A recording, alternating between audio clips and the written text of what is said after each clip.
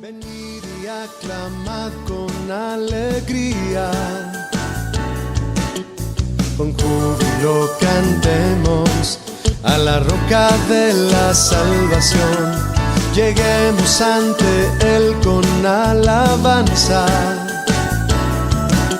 aclamemos con cánticos al Rey, porque Él es grande, Él reina sobre todo, porque Él es digno. Jehová es su nombre, porque Él es grande, incomparable es su amor, nadie como Él. Grande es nuestro Rey, porque Él es grande, Él reina sobre todo, porque Él es digno. Jehová es su nombre, porque Él es grande, incomparable es su amor, nadie como Él. Grande es nuestro Rey.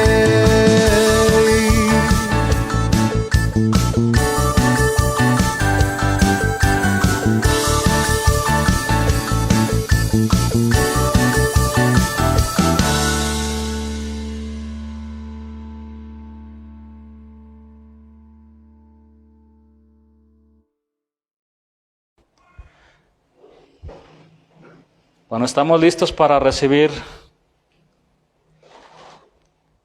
lo que el Señor tiene para cada uno de nosotros, la porción que necesitamos de su palabra, de su alimento. Vaya entonces al libro de Hechos, capítulo 19. Y el día de hoy vamos a estudiar del versículo 8 al versículo 20.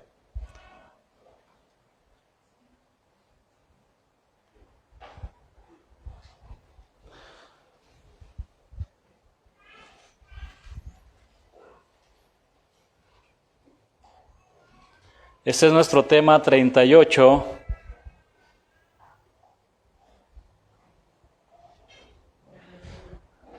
Lo puse con signos de exclamación. No guardes la basura, quémala.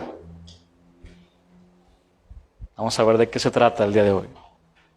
Espero que no se salgan algunos antes. Vamos a leer dos versículos, Hechos 19 y 18 y versículo 19, que vamos a tomar como base para construir esta enseñanza. Y muchos de los que habían creído venían confesando y dando cuenta de sus hechos. Asimismo, muchos, no eran pocos, muchos de los que habían practicado la magia trajeron los libros y los quemaron delante de todos, y hecha la cuenta de su precio, hallaron que era 50,000 piezas de plata. Vamos a orar. Señor, habla a nuestro corazón, Dios. Deseamos tu palabra, Dios. Deseamos conocer tu voluntad, que es agradable y perfecta, Dios. Habla a nuestra vida, Señor, hoy. Queremos escuchar tu voz, pero no solamente queremos escucharla, queremos obedecer lo que dice tu palabra. Queremos estar atentos para obedecer lo que tú tienes para cada uno de nosotros, Señor. Así que habla a nuestro corazón. Te lo pedimos en el nombre de Jesús. Amén. ¿Sabía usted que Dios creó al hombre para glorificarlo y de gozar de su presencia para siempre? Dios tuvo a bien crear al hombre no porque le faltaba algo a Dios, porque Dios es perfecto, Él lo llena todo. Él está completo. Fue gracia, fue un favor inmerecido que Adán y Eva no merecían. En un inicio, Dios creó al hombre para que pudiera disfrutar eternamente de una relación con Él, y al hacerlo, pudiera darle mayor honor y gloria. Sin embargo, después de haber creado al hombre, Dios en su gran amor se acercó al hombre para abrazarlo por medio de una comunión deliciosa. Porque ese era el deseo de nuestro amado Dios desde el inicio de la creación. Proverbios 8:31 dice, y mis delicias son con los hijos de los hombres. De esta manera podemos comprobar que el propósito principal por la cual Dios puso a Adán y a Eva en el huerto de Edén fue para glorificarlo y conocerlo eternamente. Las Escrituras dicen en el libro de Génesis que la presencia de Dios se paseaba en el jardín de las delicias. Así se le conoce también al huerto de Edén. La presencia de Dios se paseaba. Esta palabra paseaba en el original hebreo es halak y significa ir, andar y caminar. Es decir, Dios andaba y caminaba en el huerto que Él creó para Adán y Eva. Otras versiones dicen de este versículo, que ustedes lo pueden encontrar en Génesis 3:8, que Dios iba y venía por el jardín. Otra versión dice que Adán y Eva escuchaban el sonido del Señor caminando por el jardín. Hermanos, Dios moraba con Adán y Eva en el huerto de Edén. Edén significa placer, delicia, deleite y paraíso. Este huerto fue el primer lugar que Dios escogió para vivir y manifestar su presencia. Adán y Eva tenían acceso libre y total a la deleitosa presencia de Dios.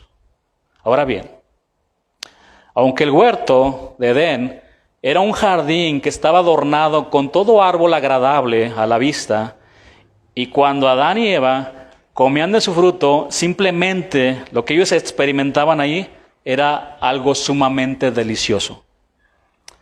Pero este jardín de las delicias no tendría ninguna razón sin la presencia de Dios, porque el placer, el paraíso y la delicia era la misma presencia de Dios.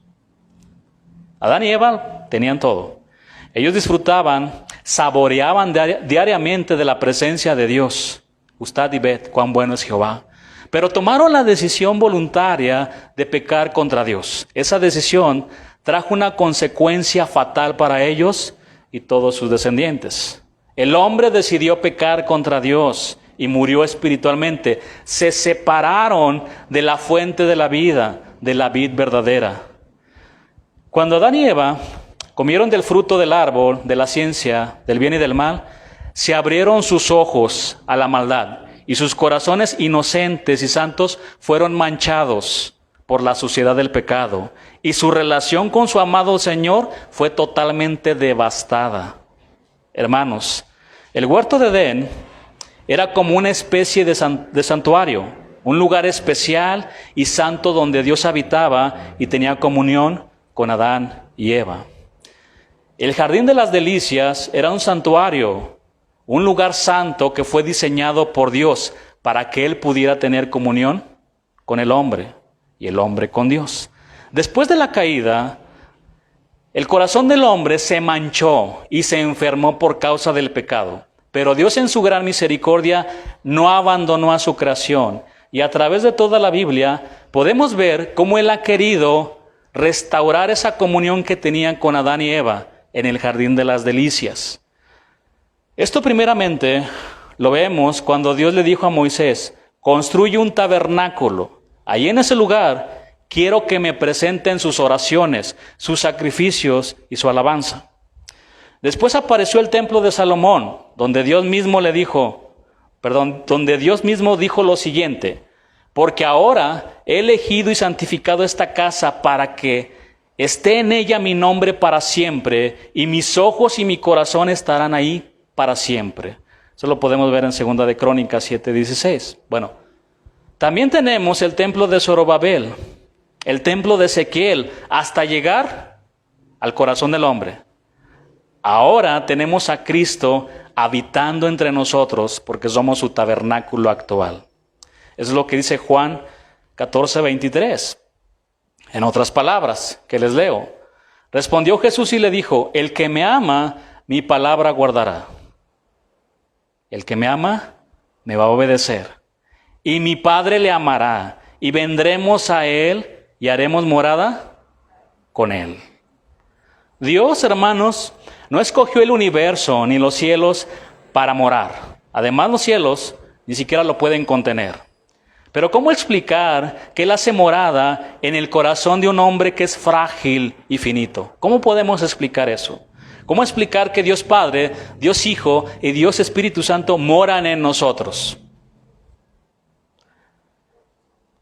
Pablo dijo en la segunda carta que escribió a los Corintios que nosotros somos el templo del Dios viviente. Como Dios dijo, habitaré y andaré entre ellos y seré su Dios y ellos serán mi pueblo. Eso es lo que dice 2 Corintios 6:16. Como ya hemos estudiado, al momento que nosotros le entregamos nuestra vida a Dios, el Espíritu Santo hace morada en nosotros. Hermanos, nosotros somos el templo de un Dios 3 veces santo. ¿Sabía que el único atributo de Dios que se menciona 3 veces en la Biblia de manera consecutiva es el atributo de la santidad de Dios? Isaías 6:3 dice, Santo, Santo, Santo, Jehová de los ejércitos, toda la tierra está llena de su gloria. En esa visión que tuvo Isaías, donde ese hombre con muchos principios morales, un hombre justo, era reconocido entre el pueblo de Israel, cayó desintegrado ante la santidad de Dios. Ay de mí, que he visto al Rey. Mis labios están impuros. Los quiciales del templo, las puertas empezaron a estremecer cuando descendió la presencia santa de Dios. Y el cuerpo de Isaías empezó a temblar también, de encontrarse con un Dios que es santo. Santo, santo es el Señor Dios Todopoderoso, el que era, el que es y el que ha de venir. Todos los atributos de Dios son muy importantes. Sin embargo, el atributo de la santidad de Dios es el único que se enfatiza de una manera muy sobresaliente. La Escritura no dice, Dios es amor, amor, amor. La Escritura dice, Dios es santo, santo, santo, lo que nos habla de una santidad infinita y eterna. La palabra santo proviene de la palabra hebrea kadosh, que significa separado, puesto aparte, pureza. Dios es sumamente puro y Él está totalmente separado de cualquier especie de mal. Él está totalmente separado del pecado y de la maldad. Su pureza, hermanos, le impide consentir el pecado, avalar el pecado, aceptar el pecado, porque Él es santo. Habacuc 1:13, dice que Dios es muy limpio de ojos para ver el mal. Otras versiones dicen, son tan puros tus ojos que no puedes ver el mal. Tú no soportas la maldad ni aceptas el pecado. Tus ojos son demasiado puros para mirar el mal. Ahora bien, hermanos, si resulta inexplicable que Dios Padre, Dios Hijo y Dios Espíritu Santo habiten en nosotros, ¿cómo poder explicar que el Dios 3 veces santo more en nuestras vidas?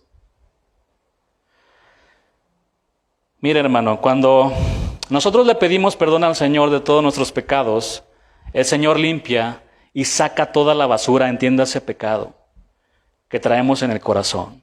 Pero a partir de ese momento, cada uno de nosotros somos responsables de mantener limpia la habitación de Dios. ¿Sí lo sabía o no?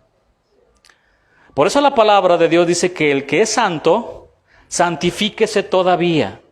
Esta frase santifíquese todavía se refiere a un proceso continuo de santificación. Continuo, no para.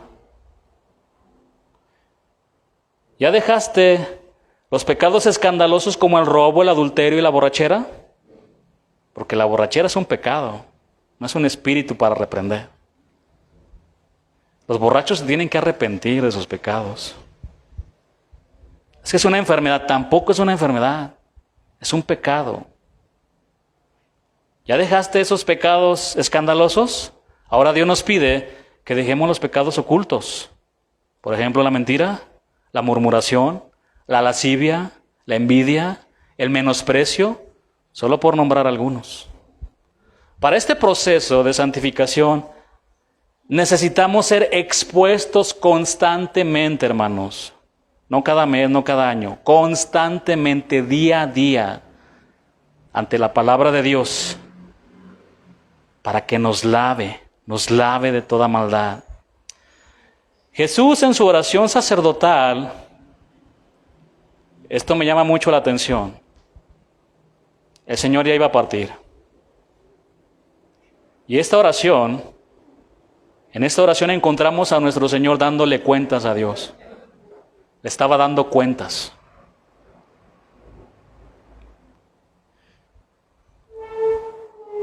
Vean lo que dijo en Juan 17:7, no vaya.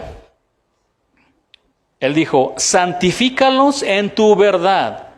Y esta palabra santifícalos es hagiazo en el griego, que significa purificar y consagrar. Purifícalos y conságralos en tu verdad. Tu palabra es verdad. Les voy a pedir que pongan atención. Hermanos, la palabra es la única fuente de agua pura y limpia que tiene el poder para remover toda la basura que acumulamos en nuestras vidas. No guardes la basura, quémala. ¿Sabía que el vertedero de basura que ha sido reconocido como el más grande del mundo está en Las Vegas? Recibe diariamente 9,000 toneladas de basura. Con esas 9,000 toneladas de basura usted puede cubrir un terreno de 162,000 metros cuadrados. Pero fíjese, encontré un artículo en la revista Forbes, que es una revista seria y reconocida, donde se menciona que en realidad el depósito de basura más grande del planeta está en el fondo del mar. Este vertedero está ubicado en el estrecho de Sicilia, en Italia. Las imágenes que se muestran, porque un robot tomó esas imágenes, no se miraba la basura, estaba al fondo del mar.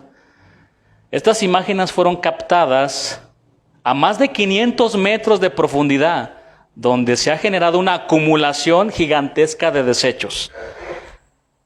Ahí se pueden encontrar restos de coches, juguetes, árboles de Navidad y hasta el colchón que usted tiró. Ahí lo puede encontrar. Por si quiere ir a Italia, ahí va a encontrar su colchón. No le recomiendo que vaya, pero al menos para que visite ahí Roma. El primero que los mencioné, que está en Las Vegas, pues es visible, todos lo ven. Pero este no se ve, está debajo del mar. En México, durante el año 2018, se recolectaron en promedio 107,056 toneladas de basura diariamente. ¿Que dónde se genera? ¿Dónde se genera? Quiero escuchar. ¿En las viviendas, en las casas? ¿Dónde más se genera? En cualquier edificio, en los hoteles, en las calles, parques y jardines. La bolsa de los famosos dorilocos también es basura. ¿Dónde la coloca? También en el parque donde se lo esté comiendo.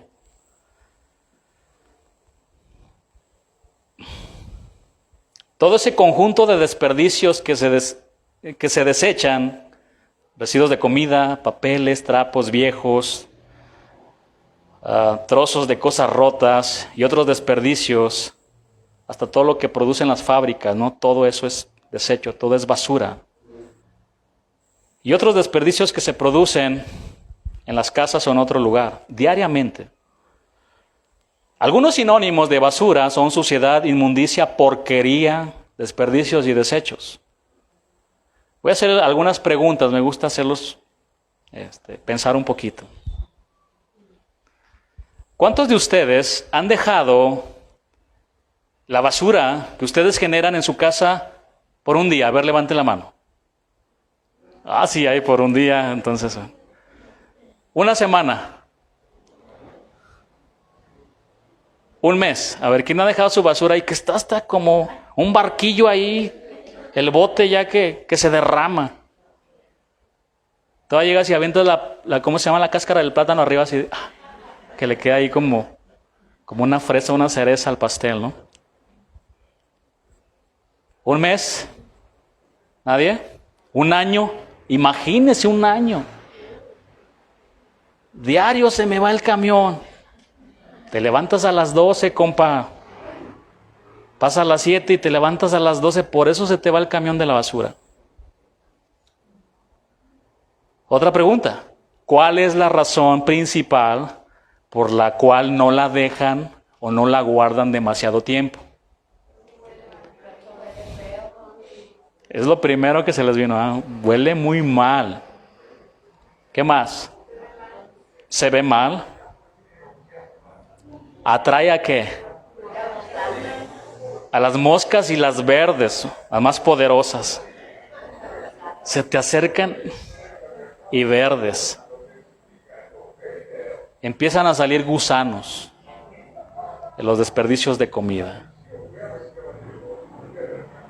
Y hasta puede enfermarnos, tener mucha basura en el hogar. ¿Quién de ustedes podría soportar 5 minutos únicamente recostado en un montón de basura? 5 minutos. Cerca de un perro muerto que tiraron ahí, con moscas. Cerca de los desperdicios de comida, o ratas, o entre fierros viejos. ¿Quién soportaría? Muy bien. El pasaje que vamos a estudiar hoy nos habla del poder de la palabra de Dios, obrando en muchos que practicaban la magia. Y fue tan grande la convicción que ellos tuvieron de pecado, que dice la Biblia que estos hechiceros todos trajeron sus libros de magia para quemarlos. Toda esa basura la quemaron. Antes de llegar a esa historia, vamos a ver otros acontecimientos en el tercer viaje de Pablo que describe el médico Lucas en este capítulo 19. Ahora sí, acompáñeme. Hechos 19, versículo 8.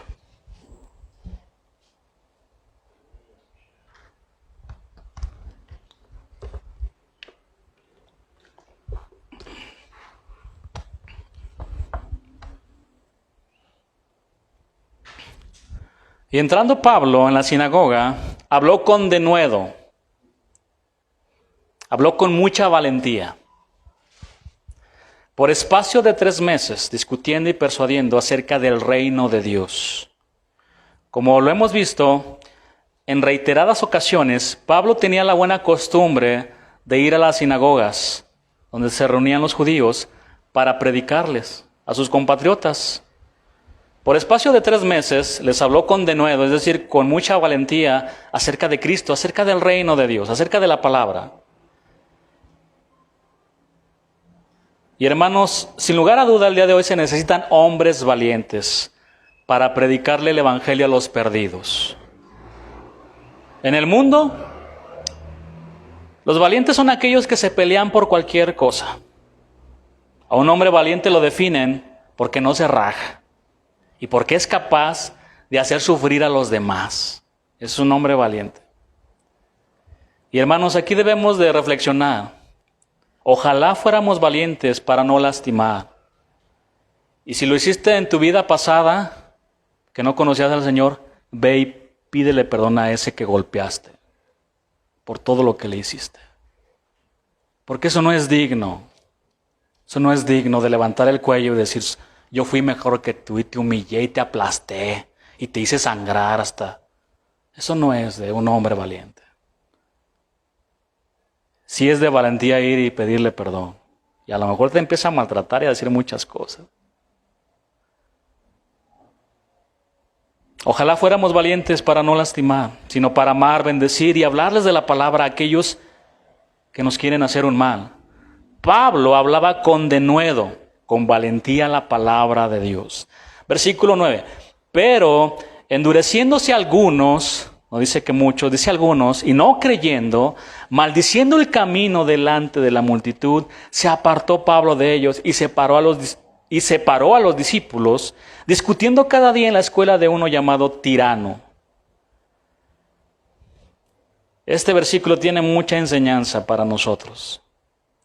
Como siempre sucede, algunos creen y otros no creen. Algunos de estos judíos no creyeron porque su corazón estaba endurecido por causa de acumular pecado en sus vidas, por acumular tanta basura. Otra versión dice, se pusieron tercos y no quisieron creer.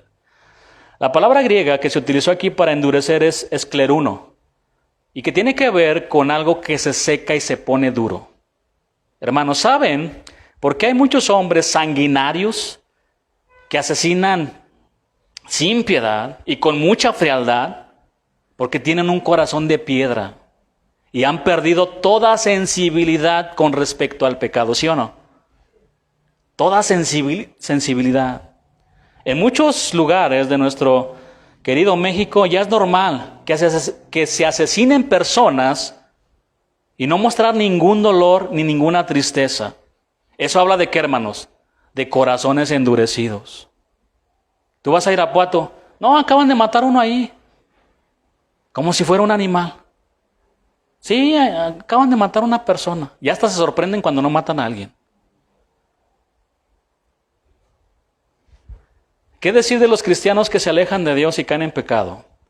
Poco a poco se van deslizando, sus corazones se secan y se ponen duros a tal grado de que algunos de ellos se encuentran a punto de caer en el abismo de la apostasía. Sí, escúcheme eso. El que apostata es el que está en la iglesia adentro, no afuera. Los que niegan la fe, los que se hacen ateos, esos apostatan. Un día que estuvieron aquí dentro de la iglesia. La gente del mundo ni siquiera sabe qué es apostasía. Bien, estos judíos estaban endurecidos y dice la palabra que comenzaron a maldecir a los del camino. Así se conocían a los cristianos, como los del camino. ¿Por qué? Porque andaban en y como Cristo. Por eso se les conocía así. La palabra maldecir en el griego aquí es kakalogeo y significa hablar mal. Qué fácil, hermanos. A veces se nos hace hablar mal de las personas. Qué fácil. Aquí los judíos estaban hablando mal de Cristo, porque el que habla mal de los cristianos, habla mal de Cristo.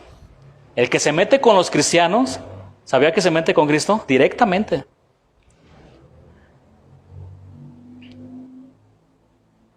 ¿Recuerdan ese pasaje que estudiamos de Pablo? Cuando perseguía a los cristianos, a los del camino, cuando se encontró con el Señor, ¿por qué me persigues? Estaba persiguiendo a los cristianos, los estaba arrastrando ahí por todos lados. Y es, ¿por qué me estás persiguiendo, Saulo de Tarso?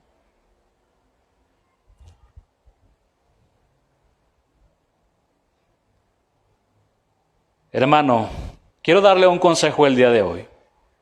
No hable mal de sus hermanos. No hable mal. No hable mal de sus pastores. Porque si lo hacemos, nos estamos metiendo en un gran problema, no con el hombre, con Dios. Y a veces se nos hace muy fácil murmurar. Al ver Pablo que esos hombres duros de corazón maldijeron a los cristianos públicamente, Pablo se apartó de ellos y con ese corazón de pastor cuidó a sus discípulos, los separó, los puso aparte. Pablo, en una de sus cartas a los Corintios,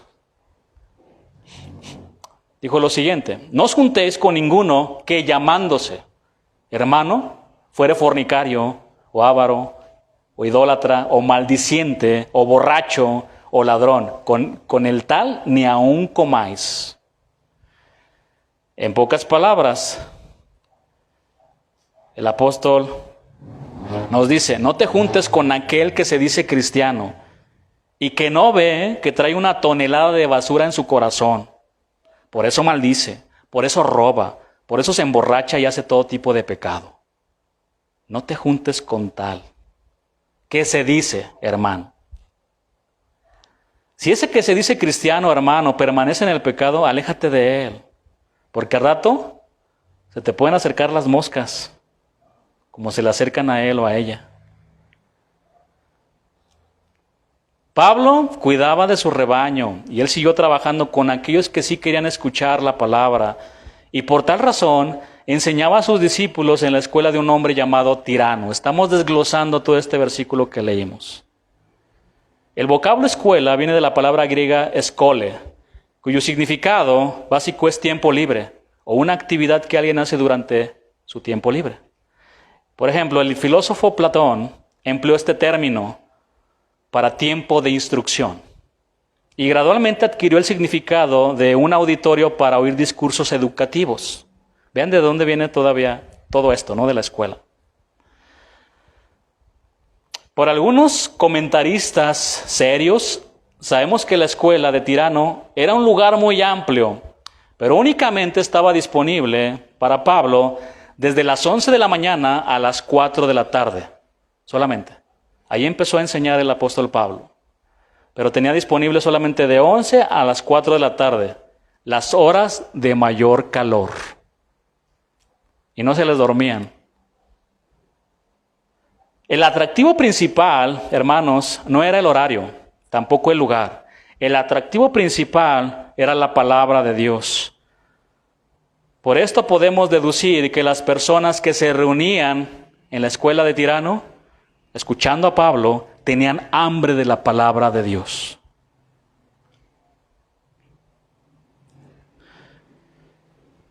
Yo me pregunto si el día de mañana, porque saben que rentamos este lugar, nos dijeran, solamente va a estar disponible de 11 a 4 de la tarde. ¿Quiénes vendrían? Hace mucho calor. Como dice un pastor que le habló a un hermano, pastor, ¿va a ir hoy va a ir a la iglesia? ¿Sí va a haber servicio? Pues claro, es que está nublado.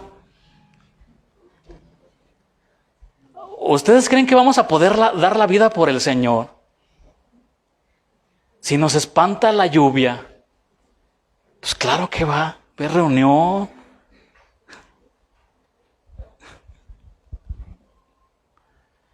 ¿Qué pasaría? Aquel que tiene hambre de la palabra de Dios, estar aquí, sude y sude con el calor, pero atento a la palabra de Dios, ¿no? Vamos a leer ahora el versículo 10, Hechos 19:10.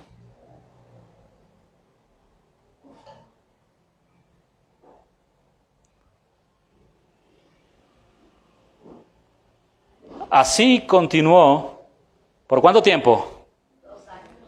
2 años, de 11 a 4 de la tarde, Pablo enseñando la palabra. De manera que todos los que habitaban en Asia, judíos y griegos, oyeron la palabra del Señor Jesús. Es decir, Pablo mantuvo este intenso y agotador programa por espacio de 2 años, discipulando, periodo en el que Pablo y sus discípulos empezaron a proclamar la palabra a judíos y a griegos. Hermanos, no tengo ninguna duda de que Pablo se fortalecía en Dios, porque preparar un mensaje demanda muchas horas de esfuerzo y dedicación. Muchas horas demanda. Vamos a ver el versículo 11, Hechos 19:11.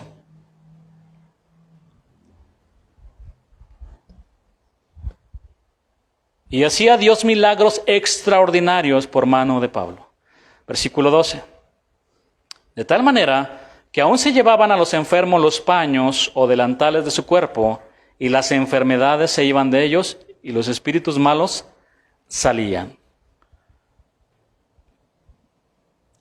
La predicación del Evangelio, como lo estamos viendo aquí, desató milagros extraordinarios. Y recuerden algo muy importante, mis hermanos. Las señales y los milagros siguen la predicación del Evangelio, no al revés. Ahora bien, Pablo no hacía los milagros. No hacía los milagros. Leamos bien el versículo. Y hacía, ¿quién? Dios. Es Dios quien hace los milagros extraordinarios. ¿Por mano de quién? De Pablo. Es decir, Dios usaba a Pablo, pero la fuente de los milagros provenía del brazo del poder del omnipotente Dios. Estos milagros portentosos que Dios hacía por medio de Pablo asombraban a todos, al grado de que a los enfermos les llevaban pañuelos y delantales que que habían tocado el cuerpo de Pablo y quedaban sanos de sus enfermedades, y los espíritus malignos salían de ellos. Nosotros creemos en los milagros de Dios. Creemos que Dios es todopoderoso para sanar. Ahora, pregunta. Los paños que envolvían la cabeza del apóstol, que los usaban para limpiarse el sudor, imagínense, ¿eran los que sanaban a los enfermos? Repito, exacto, fue el poder de Dios. Lamentablemente muchos toman de aquí este ejemplo y según ellos ungen su ropa para sanar a los enfermos. El énfasis está en que Dios hacía los milagros extraordinarios, pero otros lo ponen en los trapos ungidos. Podemos caer y nos podemos desviar como vamos a verlo más adelante. Les estoy hablando de hace muchos años y solamente lo pongo por ejemplo, porque algunos de ustedes no estuvieron en otra iglesia. Pero la gente empieza a poner su fe más en eso que en Dios y en la palabra. Y se van a Israel y se traen allá una ramita y se traen una piedrita y tierrita. Es lo mismo que traer tierrita de San Juan, ¿sí? Y cómete esta tierrita o esta piedrita ya de San Juan. Te va a sanar. Ya estamos masticándonos la piedra, no sé de qué sea, ¿va? Está muy blanca, hasta parece como cocaína o algo así. ¿Sí se acuerdan o no? O yo fui el único que comí de esa piedrita. No, porque, digo, si no para arrepentirme nada más yo, porque la gente pone su fe en eso. Y yo recuerdo que sucedió eso en la iglesia en la que estaba. Fueron a Israel y trajeron una ramita. Y ten esto, en el río Jordán recogí esto. Le atribuimos poderes a algo que no tiene poder. Ese es el problema. ¿Qué les digo de los de pague por sufrir? Ahí va la gente a la Iglesia Universal. El aceitito, el agua. Está, ¿cómo se llama? Agua bendita. Caemos en lo mismo, hermanos. Caemos en lo mismo. No, el poder reside en Dios únicamente. Dios usa a sus siervos. No ponga su mirada en aquel que lo sanó, no, póngalo en el Señor. Él lo sanó. El énfasis, repito, está en que Dios hacía los milagros extraordinarios, pero otros lo ponen en los trapos ungidos. En los siguientes versículos que vamos a ver, aparecen en escena unos judíos exorcistas. Vayamos al versículo 13 y versículo 14.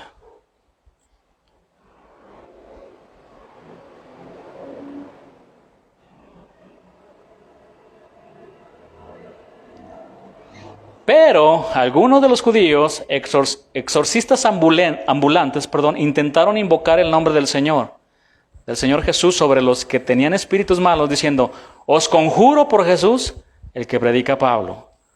Había 7 hijos de un tal Esceva, judío, jefe de los sacerdotes, que hacían esto. Lucas aquí nos dice que había 7 judíos exorcistas y que su padre era jefe de los sacerdotes. Vamos a explicar un poco. Muchos judíos religiosos se habían apartado de la palabra, pero seguían practicando su religión por su propia cuenta. El resultado de apartarse de la palabra, hermanos, es que empezamos a hacer lo que se nos ocurre. Por eso tenemos que estar muy atentos a la palabra, a la visión de Dios, para no apartarnos y hacer lo que se nos ocurra. ¿Por qué? Porque la visión de Dios es mejor que la nuestra. Alguien decía: ¿quieres hacer reír a Dios? Cuéntale tus visiones, tus sueños.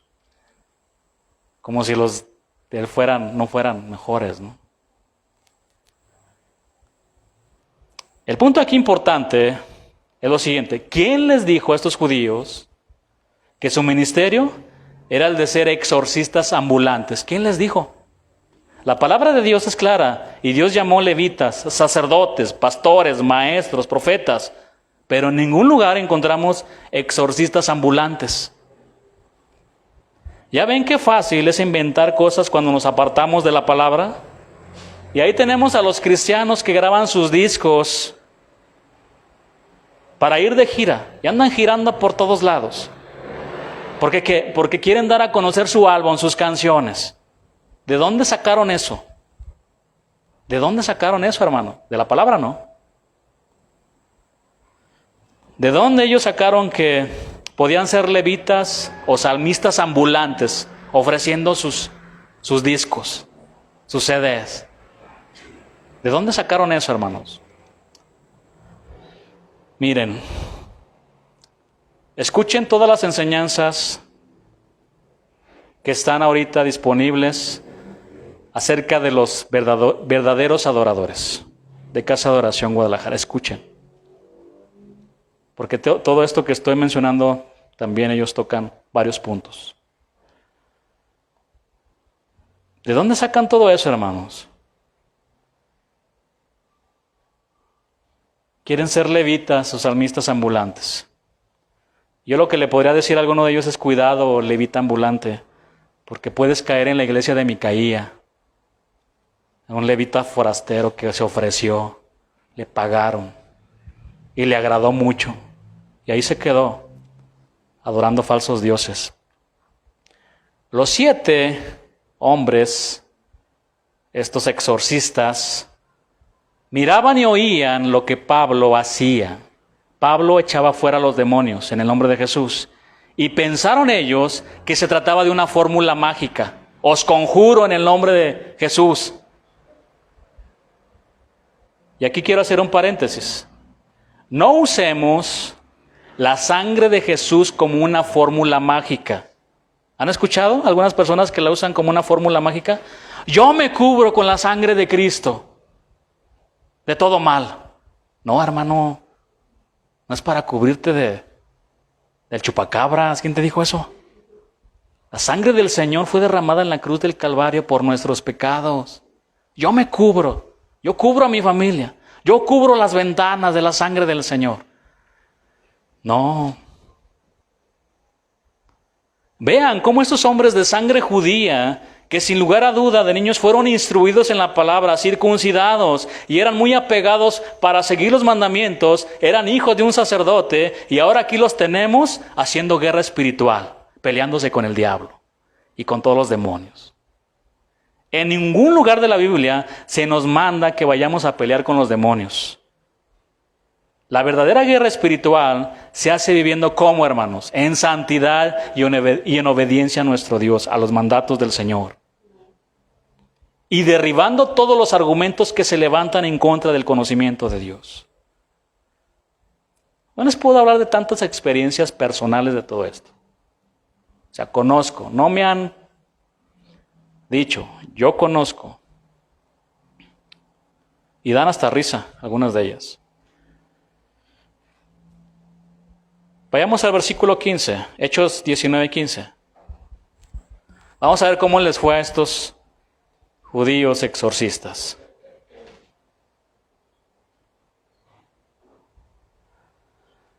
Pero respondiendo el espíritu malo, dijo, a Jesús conozco y sé quién es Pablo, pero vosotros, ¿quiénes sois? Este versículo es muy interesante porque indica que los demonios conocen a Jesús, el Santo de Dios, y sabían quién era Pablo. Un hombre que no tenía una vida doble.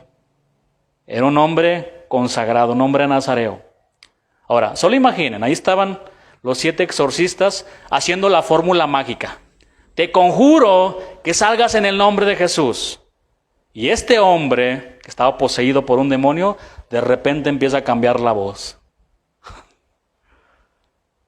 Ustedes han visto, ¿no? De casos endemoniados. El endemoniado gadareno también está en la Biblia. Es real, o sea, eso es real. Cambiar la voz.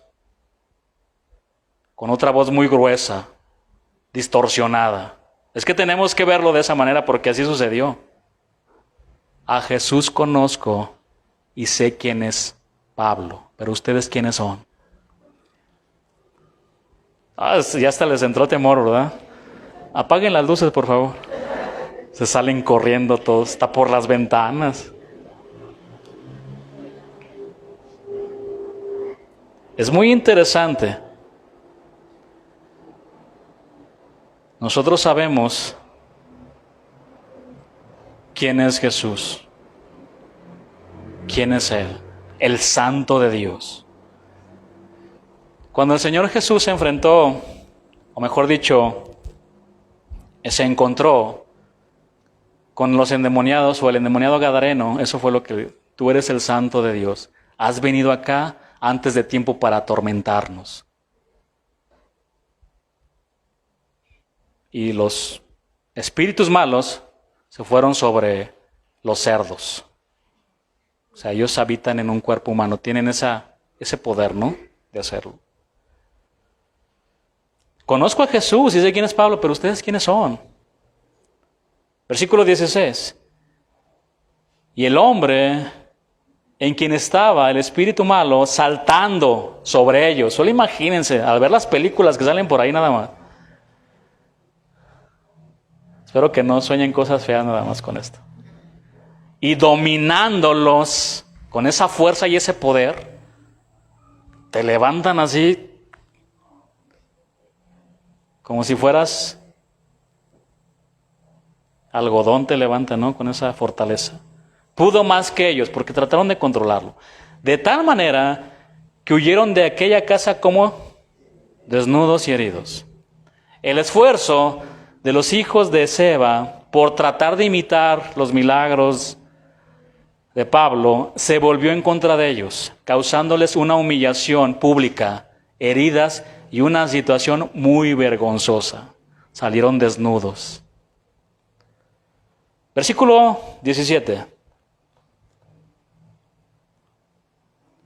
Y esto fue notorio a todos los que habitaban en Éfeso, así judíos como griegos, y tuvieron temor todos ellos, y era magnificado el nombre del Señor Jesús.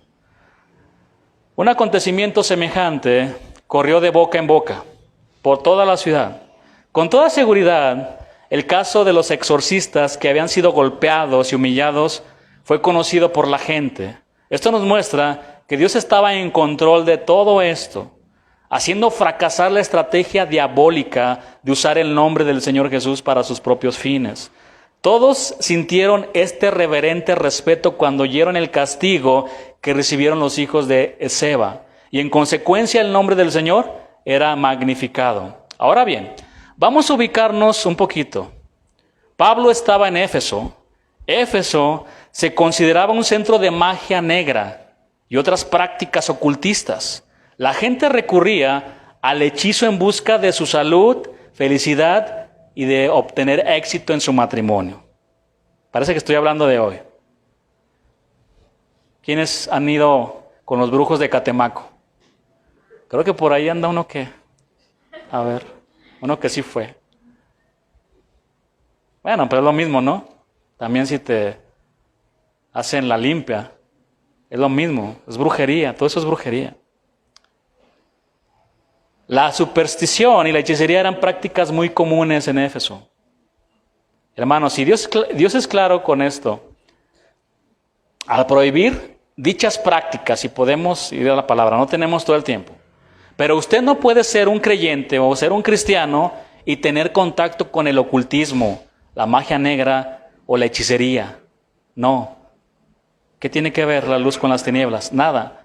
Una vez que usted empieza a curiosear en estos campos, es extremadamente fácil que llegue a obsesionarse con ellas porque Satanás lo va a encantar con sus hechizos, lo va a hechizar.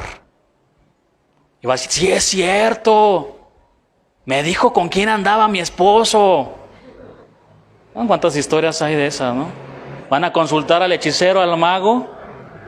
Quiero saber con quién anda, con quién me está engañando. Y no sé qué, le avientan un huevo y sale no sé qué ahí. Tantas cosas que se hacen. O lo estrellan abajo, la verdad, ya ni me acuerdo. Tan caro que está el huevo, ¿no? Bueno. Y que te avientan sal, ¿no? En la puerta, ya todos están todos temerosos. Apareció sal, pues Dile que te dé más para que le eches a tu comida, que por cierto la dejas muy desabrida. Dile que te dé 1 kilito. No, nosotros no debemos de tener temor a nada de eso. Nada. Dios está con nosotros. Amén. Pero cuando alguien entra en esos campos ocultos, es fácil que caiga. Satanás lo empieza a hechizar, a encantar ahí. Hay que tener cuidado con todo esto, hermanos. Vámonos con el cierre de lo que es la enseñanza. Hechos 19, 18 y versículo 19. Y aquí se va a poner muy interesante. Y muchos, no eran pocos, de los que habían creído venían, confesando y dando cuenta de sus hechos. A nadie le da gusto dar cuenta. Usted pregúntele a un ateo que si le gustaría dar cuenta de sus hechos delante de Dios. Por eso no creen. De todo lo que él hizo o ella hizo. Asimismo, muchos de los que habían practicado la magia trajeron los libros y los quemaron delante de todos, y hecha la cuenta de su precio hallaron que era 50,000 piezas de plata. Bueno, el impacto de lo ocurrido hizo que muchos de los que habían creído en Cristo trajeran sus libros de magia para ser quemados. Con esto ellos estaban repudiando y abandonando públicamente las artes mágicas que antes formaban parte de sus propias vidas. Los libros de magia, algunos de ellos conocidos como cartas efesias, eran colecciones de rollos que contenían fórmulas mágicas, así como Harry Potter, pues. Tales libros o papiros tenían un precio muy elevado. Cuando se hizo el cálculo de su valor, resultó una cifra de 50,000 piezas de plata. Generalmente, una pieza de plata era conocida como un dracma. Y un dracma o una dracma equivalía al pago de un día de un jornalero. Esto significa que estas 50,000 monedas de plata equivalía al pago de un jornalero por 50,000 días o casi 137 años de salario. Esto, hermanos, era una muestra de que realmente habían abandonado y renunciado a sus prácticas ocultas, porque también les estaba costando. Y no solo era eso, usaban esos libros, mantenerlos, para poder trabajar. No solamente el costo del libro, sino les ayudaba para hacer sus trabajos. Ahora, ¿quiénes eran estos que trajeron los libros de magia? Se trataba de personas recién convertidas, que habían escuchado la palabra, el mensaje que daba Pablo, y muy probablemente de algunos creyentes que tenían estos libros de magia como una alternativa además de la palabra de Dios. Cientos de libros fueron apilados para ser quemados. Dios perdonaba pecados y hombres y mujeres tomaban una decisión radical de quemar la basura que guardaron por mucho tiempo en sus vidas. En este caso, eran libros de magia. Había tanta basura en sus vidas olían muy mal delante de Dios. Y se les acercaban las moscas por todos lados, sin darse cuenta. Hermano, aquí vamos a reflexionar en todo esto. ¿Quieres realmente renunciar a los pecados escandalosos y adictivos como las drogas, la borrachera y el adulterio? ¿Quieres realmente renunciar a los pecados ocultos como la pornografía, la rebeldía, la murmuración y la envidia? Veamos lo que dice la carta de Efesios. Efesios 4:28 al 31. Y vean cómo todo concuerda con el libro de Hechos. Pablo en Filipos, carta a los filipenses, en Tesalónica, Pablo escribiendo la carta primera y segunda de Tesalonicenses, y ahora estamos aquí en Efesios. El que hurtaba, ¿qué dice la Escritura? No hurte más. Si realmente te has arrepentido de tus pecados, deja de robar. Pero es que es un peso, eso es robar todavía. Pero es que esa pluma del trabajo, eso es robar. ¿Por qué te llevas esa pluma? No es tuya. sino trabaje haciendo con sus manos lo que es bueno para que tenga que compartir con el que padece necesidad. Vean el siguiente versículo. No es permitido una. Dice, ninguna palabra corrompida. Y la palabra en el griego es sapros. Podrido significa. Ninguna. Ningún sapros. Ningún sapo. Salga de tu boca, hermano. Ninguna palabra corrompida salga de vuestra boca, sino la que sea buena para la necesaria edificación, a fin de dar gracia a los oyentes. Y no, vean, contristece al Espíritu Santo de Dios, se entristece, con el cual fuisteis sellados para el día de la redención. Quítense, esto lo estudiaron el miércoles, levar anclas significa, de vosotros toda amargura, enojo, ira, gritería y maledicencia y toda malicia. Vean, cómo comienza con los pecados escandalosos y se va a los pecados ocultos, o los que creemos que podemos esconder delante de Dios. Quítense de vosotros toda amargura, enojo, ira, gritería y maledicencia y toda malicia. Hermanos, muchos están anclados en la amargura, en el enojo y en toda malicia. Han acumulado tanta amargura y todo tipo de pecado en sus vidas que son, bueno, ¿qué puedo decir? Toneladas de basura. Sabiendo que somos templos del Espíritu Santo y que por eso se pone triste, por eso se apaga. Hermano, examina tu vida para ver si tus anclas no están atoradas por toneladas de basura que están debajo del mar, que no se ven, pero ahí está. Vean lo que dice el versículo, quítense, no dice, quítame Dios. Es decir, tú tienes que frenar esa mano de lo que toma y no es tuyo. Hombres, nosotros tenemos que frenar esa vista que mira a las mujeres. Mujeres, ustedes tienen que frenar esa lengua que incendia las casas con el chisme. Quítense, no, quítame Dios. Somos nosotros los que debemos tomar una decisión radical, así como estos hechiceros, de sacar toda esa basura y consagrar nuestra vida delante de Dios. Somos nosotros los que debemos de ofrecernos delante de Dios como sacrificio vivo, santo y agradable al Señor. Somos nosotros los que debemos tomar una decisión radical para no pecar contra Dios. Somos nosotros los que debemos de sacar y quemar toda la basura que hemos acumulado por muchos años. Hermanos, si nosotros somos hijos de Dios, entonces somos templos de un Dios infinitamente santo.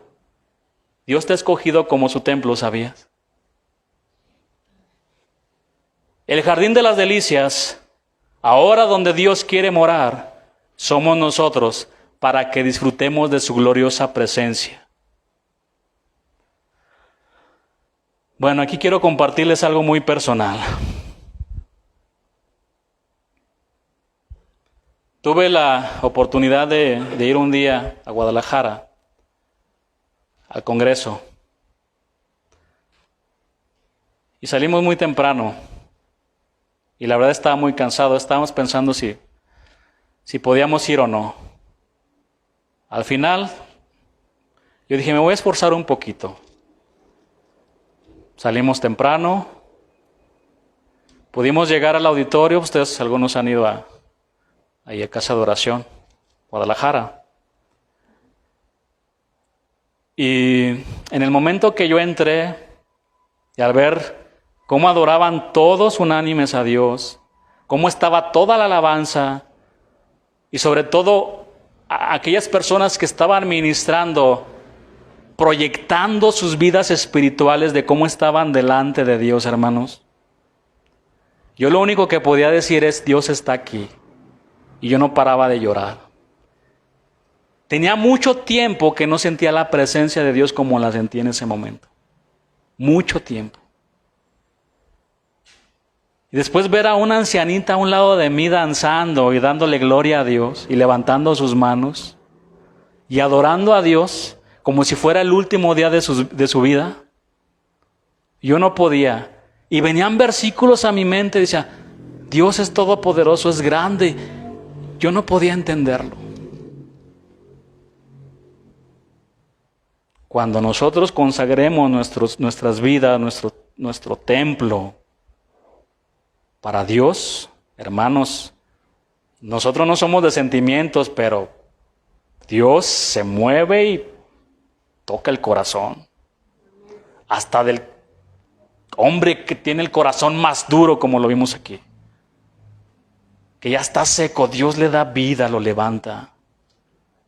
Es el poder de Dios obrando.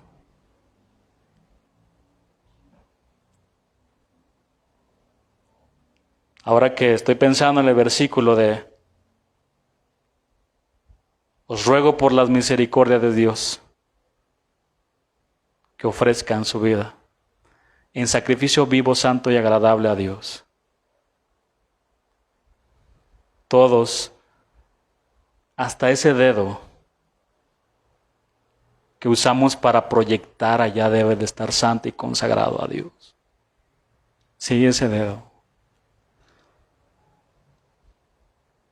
¿Quién de ustedes podría vivir toda su vida en un depósito de basura y caminar entre desperdicios, entre las moscas, entre las ratas? ¿Quién podría soportar todos esos malos olores? El que es santo, santifíquese todavía, porque somos templos de un Dios 3 veces santo. Y el apóstol Pablo, mejor dicho, estamos leyendo lo que estaba pasando con el apóstol Pablo, pero el escritor es Lucas, el médico amado. El médico amado sella este pasaje de la Biblia con el siguiente versículo. Hechos 19:20. Así crecía y prevalecía poderosamente la palabra del Señor. Así crecía. Hermano, no guarde la basura. Quémela. Sáquela. Y hasta va a doler, ¿verdad?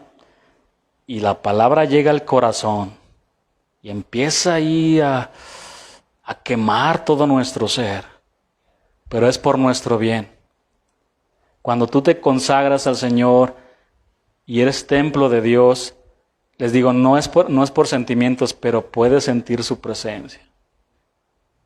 Pero si tú andas frío, estás en el pecado, estás haciendo muchas cosas, lo que vas a sentir son puras moscas a tu alrededor y de las verdes que te quieren comer. No guarde la basura, hermano, quémela. Hemos terminado. Levántese.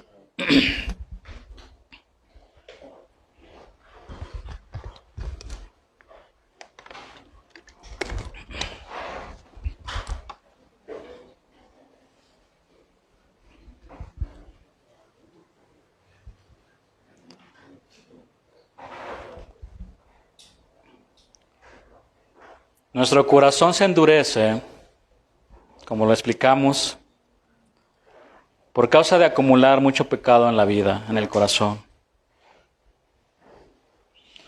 Alguna vez un hombre me dijo lo siguiente: es que yo cuando veo a las mujeres las veo como arte nada más. Pues sí, tienes tanta basura en el cerebro, tanta basura, que no hay sensibilidad,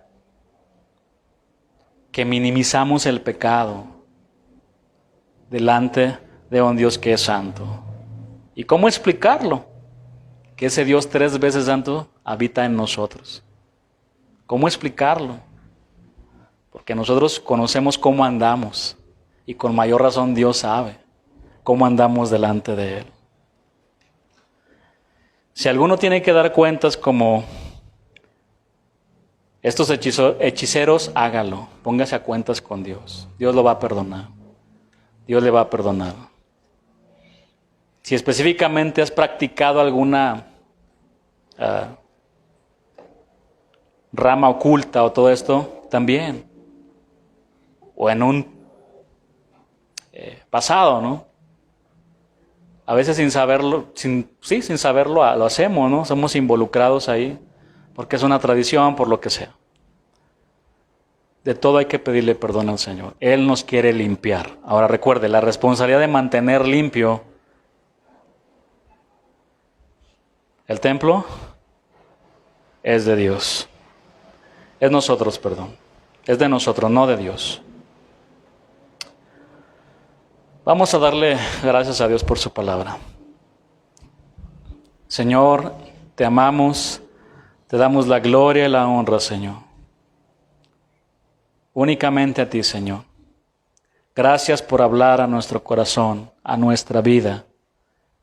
Señor,